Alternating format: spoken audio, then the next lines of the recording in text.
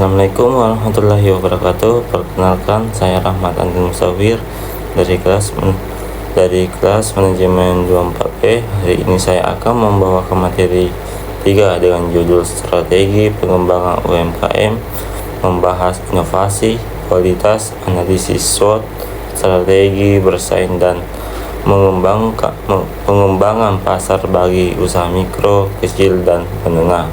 Pembahasan kita hari ini terbagi menjadi 7 bagian, mulai dari pendahuluan, inovasi produk dan layanan, peningkatan kualitas, analisis SWOT, strategi bersaing, pengembangan pasar, hingga studi kasus keberhasilan UMKM. Mari kita mulai dari gambaran besar. UMKM adalah tulang punggung perekonomian Indonesia saat ini. Terdapat lebih dari 60 juta unit usaha UMKM di Indonesia yang menyumbang lebih dari 60% kontribusi terhadap PDB nasional serta menyerap 97% tenaga kerja nasional. Data ini bersumber dari Kementerian Koperasi dan UKM Republik Indonesia periode 2024-2026. Mengapa pengembangan UMKM ini penting? Ada 4 alasan utama. Pertama, UMKM adalah penyerap tenaga kerja terbesar karena sektor ini paling banyak menciptakan lapangan kerja. Yang kedua, UMKM mendorong pemerataan ekonomi karena tersebar hingga ke pelosok daerah. Ketiga, UMKM terbukti memiliki daya tahan krisis yang kuat menjadi penopang ekonomi saat terjadi guncangan. Dan keempat, UMKM menjadi penggerak ekonomi dengan mendorong permintaan agregat melalui peningkatan daya beli masyarakat. Selanjutnya kita bicara tentang inovasi. Inovasi bagi UMKM adalah proses menciptakan, mengembangkan, atau memperbarui produk, layanan maupun cara berbisnis agar memiliki nilai tambah lebih tinggi.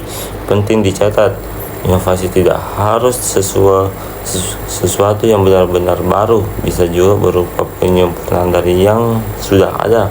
Inovasi ini bisa dilakukan di 3 aspek: produk baru seperti varian rasa, desain, bahan baku lokal, dan kemasan praktis; layanan pelanggan seperti kemudahan pemasaran, layanan antar, dan pembayaran digital; serta model bisnis yang itu cara baru dalam menjangkau dan melayani pelanggan secara berkelanjutan.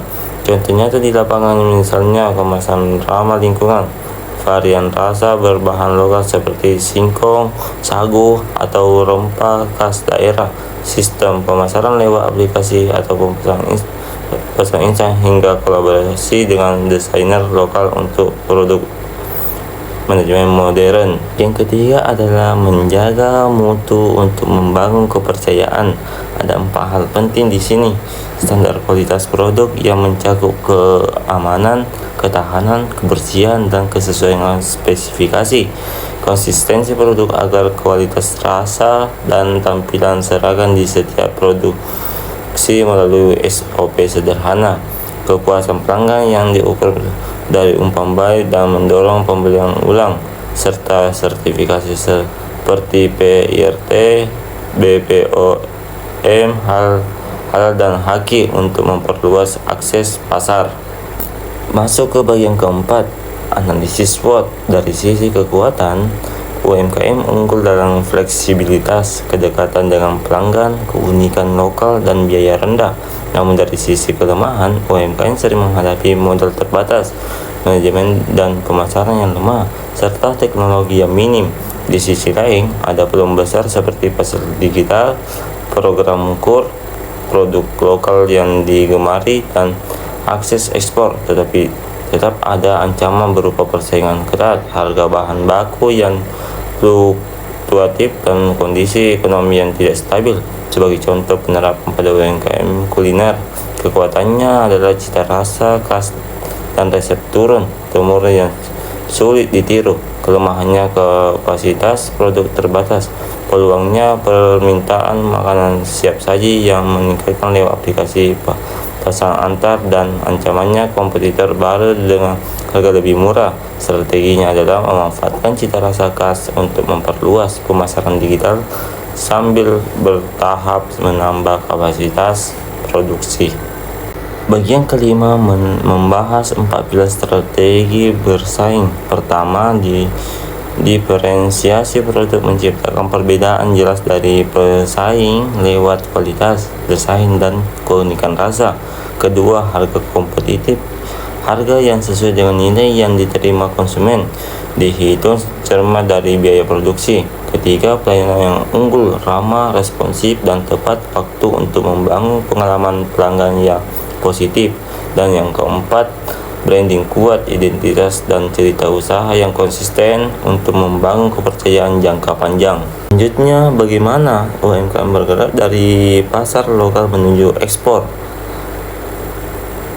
Ada 4 tahapan pasar lokal dengan memperluas distribusi dan menjalin kerjasama dengan toko atau agen serta mengikuti pameran.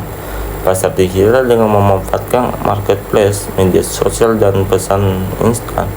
Ekspor sebagai tahap lanjutan dengan memenuhi standar mutu dan legalitas serta membangun jajaran mitra luar negeri. Dan yang tidak kalah penting, segmentasi pelanggan berdasarkan usia, pendapatan, lokasi, dan gaya hidup.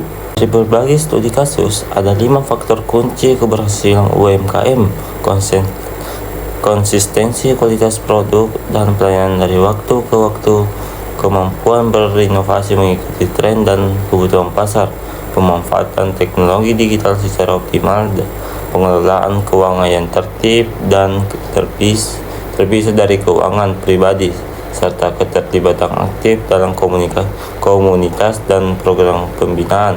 Seperti yang sering dikatakan, kesuksesan UMKM tidak diraih secara instan, melainkan melalui konsistensi, adaptasi, dan kolaborasi.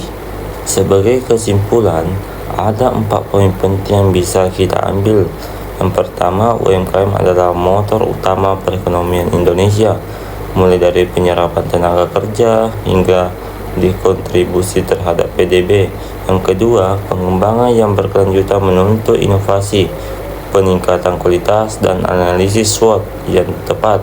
Yang ketiga, strategi bersaing yang meliputi diferensiasi, harga layanan, dan branding, memperkuat posisi UMKM di pasar. Dan yang keempat, perluasan pasar dari lokal, digital, hingga ekspor membuka peluang bagi UMKM untuk naik kelas.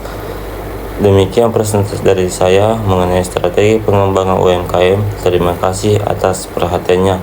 Wassalamualaikum warahmatullahi wabarakatuh.